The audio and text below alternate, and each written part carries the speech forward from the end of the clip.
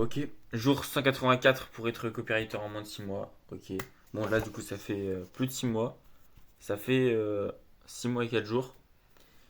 Alors, concernant l'avancée du défi, là je me sens bien. Ces derniers temps j'étais un peu...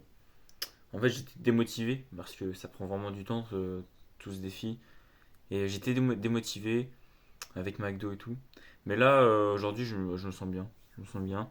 Et en gros, pour résumer la journée, en fait, toute la matinée, j'ai terminé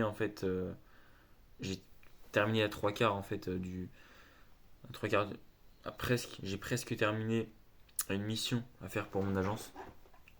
Ce soir-là, en rentrant de la boxe, du coup, j'ai terminé complètement. Et ensuite, je me suis occupé de la prospection. En fait, il faut savoir qu'en ce moment, je m'occupe de, je change ma méthode de prospection. Jusqu'à maintenant dans le défi, je prospectais sur Instagram.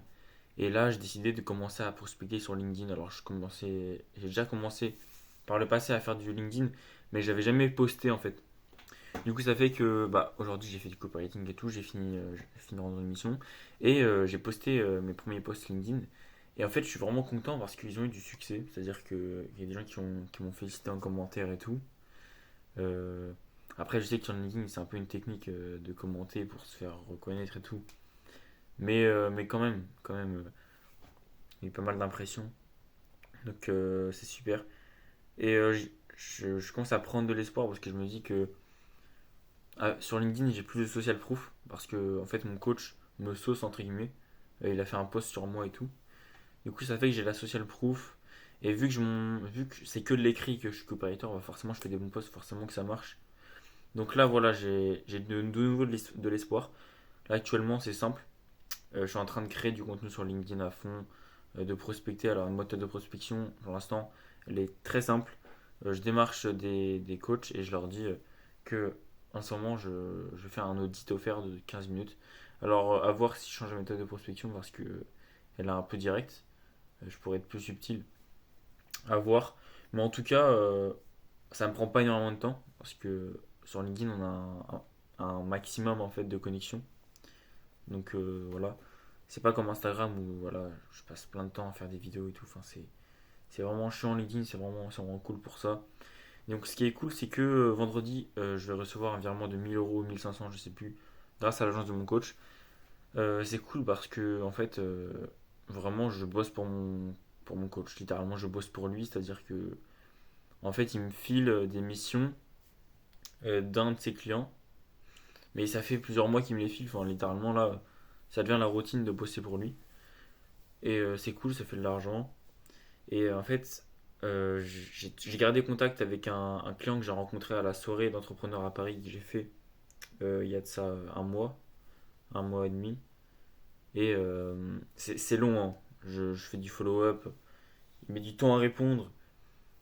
Et en fait, à cette soirée-là, j'avais négocié avec lui un deal. Bon, les négociations ont été très rapides, hein, mais on avait convenu un deal, on s'était dit, ok, pour un cas par mois, tu me fais mes ads. On s'était serré à la main et tout, j'étais comme un fou. Et le mec, depuis, on se parle, il met du temps à me répondre et tout. Donc, en fait, il suffit que ça se fasse avec lui parce que ce mec-là, il est en collaboration avec la meilleure agence de. Il me semble que c'est la meilleure agence de création de VSL en France. Et du coup, cette agence-là, elle a besoin de coopérateurs.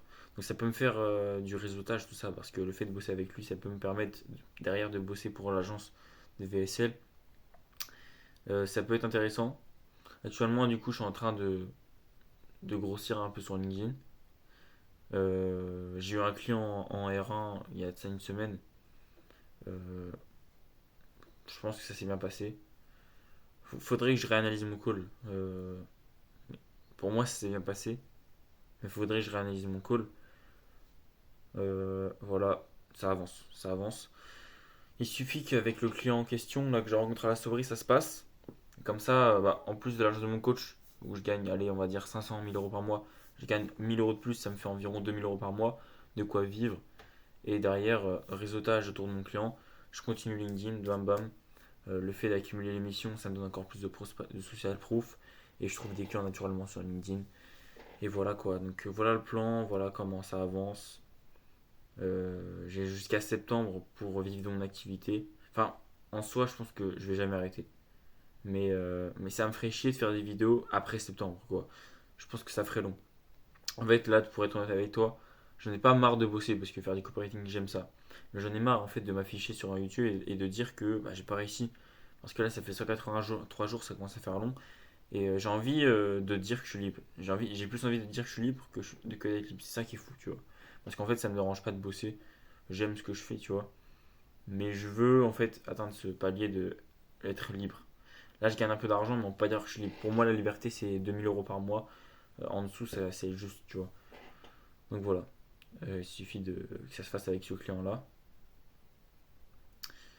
Et voilà, de toute façon, je continue à prospecter, à créer du contenu. Je dépends pas que de ça. On continue, mec. Je vais voir pour les vidéos parce que je pars dans le sud avec de la famille vendredi. Je vais voir pour les vidéos. Mais en tout cas, on lâche pas, mec.